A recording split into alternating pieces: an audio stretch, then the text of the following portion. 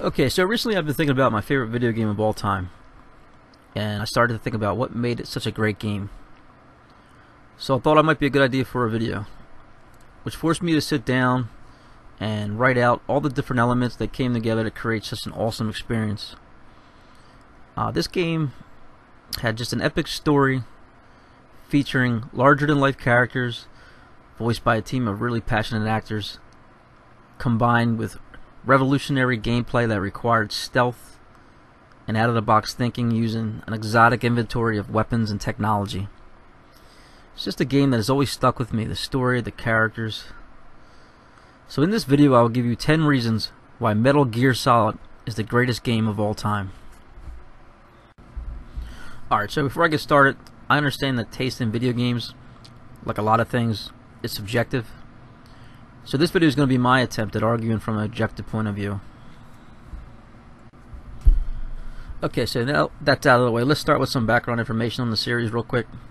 Metal Gear Solid is the third game in the franchise from gaming legend Hideo Kojima. The original game, released on the now ancient MSX2 system in 1987, defined the stealth game. In a time where war games were the rage, Kojima went against the grain. Taking inspiration from the movie The Great Escape, the protagonist evades the enemy and avoids engagement. The game was a success, and in 1990 a sequel was released. 8 years later, looking to take advantage of the newest platform, Konami released Metal Gear Solid on the PlayStation 1, and the rest is history.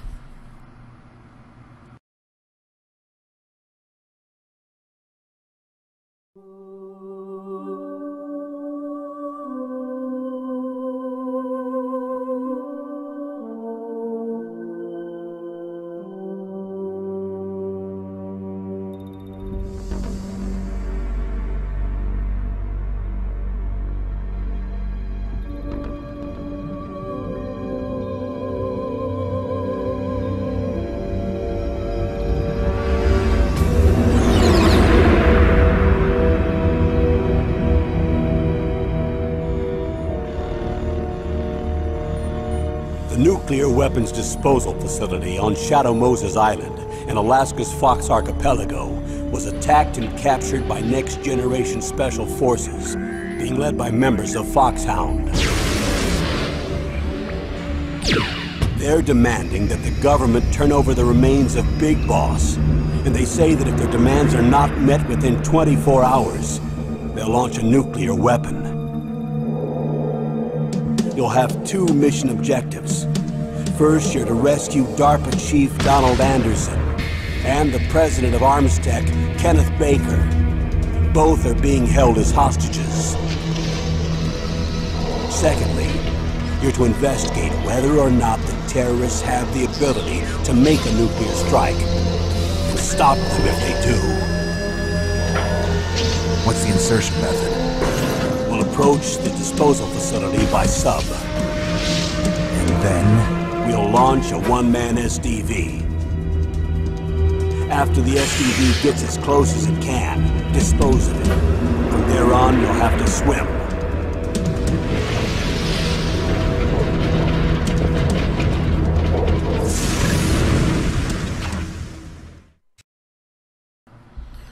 Alright, so the first thing I want to talk about was the setting. I thought the best thing to do was just to play you the opening sequence of the game, let it speak for itself. And as you can see, the setup in the story, it's just, to me, is on par with any great Tom Clancy novel. You know, you take control of a special ops vet named Solid Snake, who's pulled out of retirement by his former colonel for the mission of infiltrating a nuclear weapons disposal facility in Alaska single-handedly, while avoiding detection from a force of genetically enhanced soldiers which are led by his old commando unit Foxhound. Just an epic premise. You have the exotic location of Alaska, you know, the Herculean mission of taking on an army. It just makes for an amazing setup for a game. Like I mentioned before, Kojima basically invented the stealth game back in 1987 with the original Metal Gear, which was even recognized by Guinness World Records as the first game to fully utilize stealth in the gameplay. Metal Gear Solid continued this stealth tradition with a host of new tactics made possible by the power of the PlayStation. The player can now take advantage of a radar which laid out the enemy's position along with their field of vision, The enemy could also be observed more closely by flattening against walls and taking advantage of cover. The player could distract the enemy by wall knocking or making use of the surroundings to avoid detection. You could crawl under vehicles or even make use of the now infamous cardboard box. Playing with stealth was encouraged. The player was rewarded for their patience and punished for being careless. Finally, the stealth aspect was a welcome change for some players from the common violence associated with video games, given the option to elude the enemy or even to render them unconscious instead of mindless running and gunning.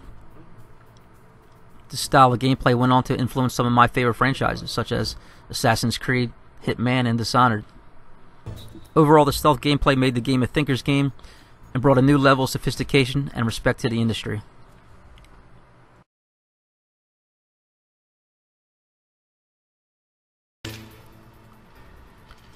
Metal Gear Solid brought not only innovative stealth gameplay, but also a host of exotic weapons and technology not seen in games at the time. The game popularized weapons such as the famous Claymore and the Chafe Grenade, which have now gone on to become staples of war games such as Call of Duty. The weapons became ingrained in the story through Kojima's expert storytelling. I mean, who could forget guiding a Nikita missile through a poison gas-filled hallway to destroy a generator, powering an electrified floor? Like all aspects of the game, Kojima and his team conducted rigorous research. To educate themselves on weapons and strategy, they consulted experts such as the Huntington Beach SWAT team to make Metal Gear Solid as accurate and realistic as possible. Along with weapons, Snake had an eclectic inventory of equipment, from the high-tech thermal goggles down to the simple pack of smokes. These items could be used to navigate through the booby-trapped base or help to take down the host of enemies. Some items carried by Snake seem innocuous or silly at first, but everything in the game served a purpose. It was up to the player to figure out what that was. An example, Snake could have never escaped his cell without a bottle of ketchup and some out-of-the-box thinking.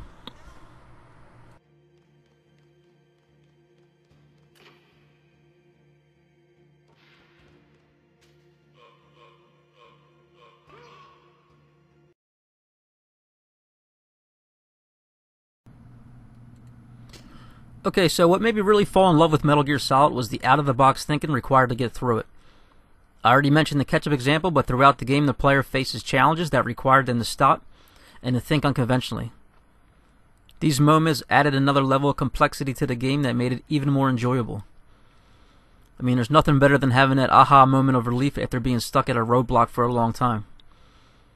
And you have to remember, this was before the time of YouTube, where you could just give up after 5 minutes and go look it up. Fortunately, after a certain period of time, the game took pity on you and someone from your team would contact you on the codex and give you the answer. One of the areas where the out-of-the-box thinking was especially required was during the boss fights. The most notorious example in Metal Gear Solid, or maybe even of all time, was during the Psycho Mantis fight. This part pretty much amounted to trolling by Kojima.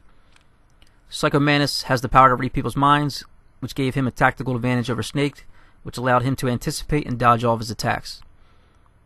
To get around this, the player has to unplug their controller and plug it into the second player's control port. Now, if anyone legitimately figured that out on their own, I give them all the credit in the world. But more than likely, if you hadn't broken your controller by then, your team gave you a heads up. Moments like this cemented Metal Gear Solid as one of the most innovative games ever created.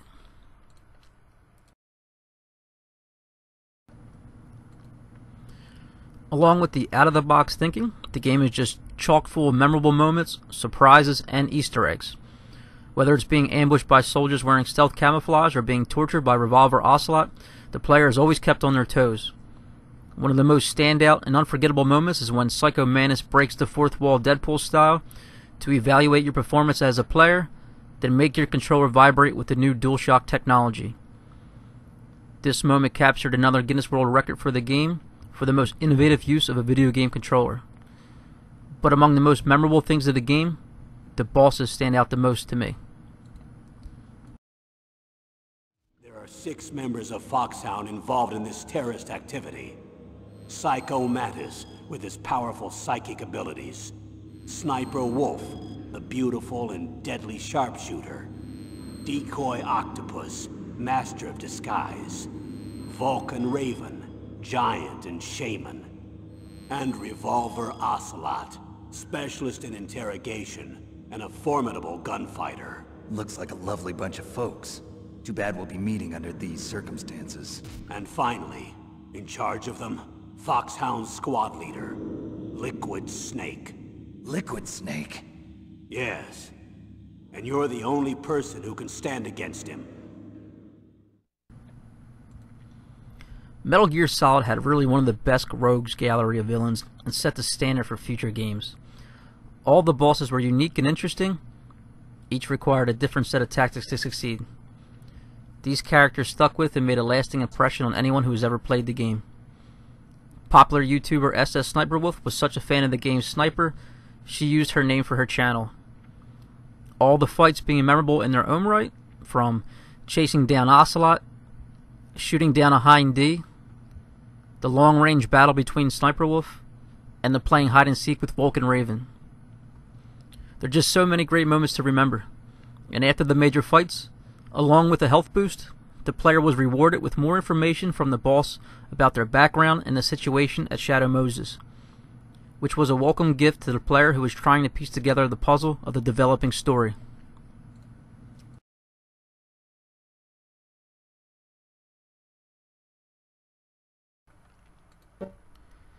The heart of the game, what made it the sensation that it is the story along with the characters. Like I mentioned before, the story is on par with any great Tom Clancy novel. It is a complex, well-researched action thriller that unraveled as the player infiltrated deeper into the base.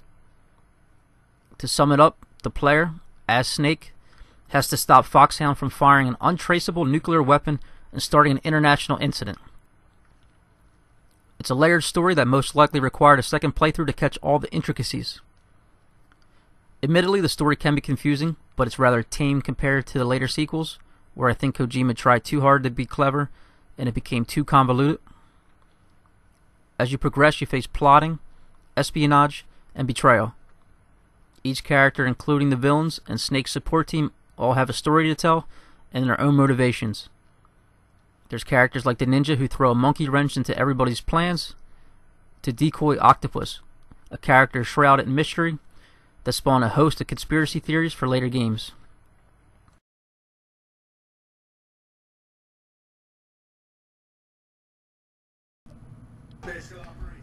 As great as the characters are on paper, they would be nothing without the voice actors. From the Shakespearean delivery of Revolver Ocelot to the sandpaper growl of Solid Snake, the game stood out, especially for 1998, for having a talented, passionate, and diverse cast. The cast was recruited by Chris Zimmerman Salter, who has worked on all the games since. Surprisingly, the cast didn't have the most ideal conditions, having to record in a house in Hollywood without a soundproof booth, which resulted in multiple retakes because of too much noise from outside the house. But the crew was still able to work through it and bring life to the characters of the game that we all come to know and love. Standing out from the pack, David Hayter has become synonymous with his video game counterpart, Solid Snake. The popularity for his portrayal of Snake is evident in the fact that he can't go to a convention without being asked to do the voice. The professionalism of the actors brought a new credibility to the game that further enhanced its standing in the industry.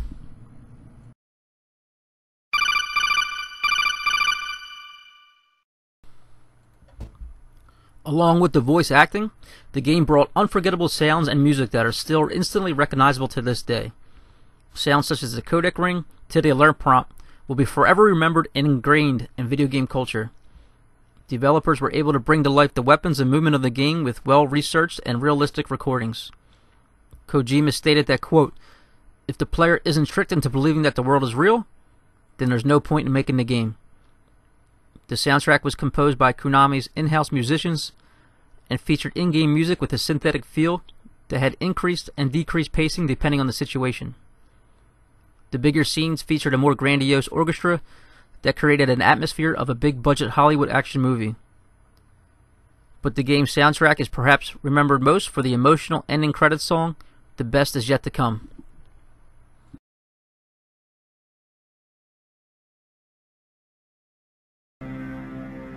I finally understand.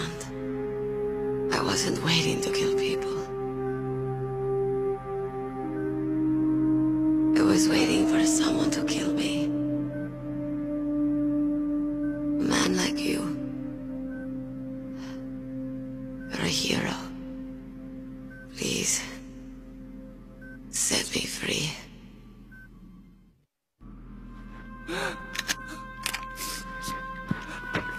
Why? Why? I loved you.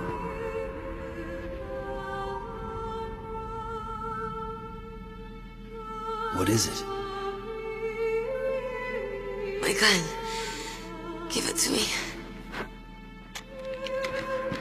She's part of me.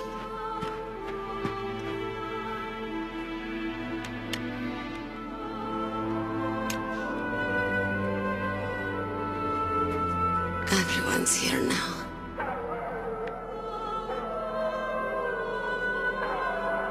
Okay, hero. Set me free.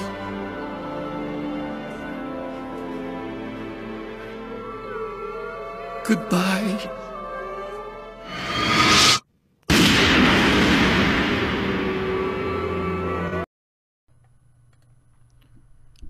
Still hard not to get choked up when watching this scene. Parts like this are an example of the emotional connection the game created through a combination of great storytelling, stirring voice acting, and rousing music. This connection is vital for the success of any game. If a player is not emotionally invested in the game, they will most likely just push through and move on to the next one. Kojima brilliantly weaved together a narrative of fantasy with the realities of war. Death of allies and enemies alike impact the player and leave a lasting impression. I still remember the heartbreaking moment Liquid kills Gray Fox in the battle with Metal Gear Rex. A part that has always stayed with me, and that I secretly wish never happened due to my love for the character. But again, this is a testament to the connection Kojima was able to generate.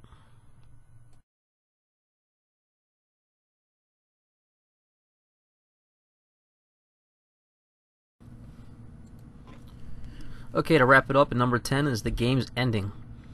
In true Kojima fashion, the game features an expansive, action-packed ride from the battle with Metal Gear to the unexpected death of Liquid due to Fox die. The ending wraps up the story nicely, with Snake completing his mission by taking down Foxhound and stopping the nukes from launching. It also featured a post-credit scene with Revolver Ocelot to give the player a clue about the sequel and something to look forward to. In another maverick move by Kojima, the ending penetrated the fourth wall to deliver a relevant message to the player about the dangers of nuclear war and the importance of choosing to live and enjoying life. This provided the player with a heartfelt send-off from the creators. Alright, so there you have it. 10 reasons why Metal Gear Solid is the best video game ever made. If you stuck with me through the whole video, I thank you from the bottom of my heart. This is probably the longest I worked on a video. Reminiscing about the game has got me feeling pretty nostalgic. But with the breakup between Konami and Kojima, the entire series is in doubt. I still hold hope to see a remake done on current next-gen consoles, but this original will always hold a special place for me. Again, thanks for watching. I'm going to leave you with the game's ending message from Naomi. You mustn't allow yourself to be chained to fate, to be ruled by your genes. Humans can choose the type of life they want to live. The important thing is that you choose life, and then live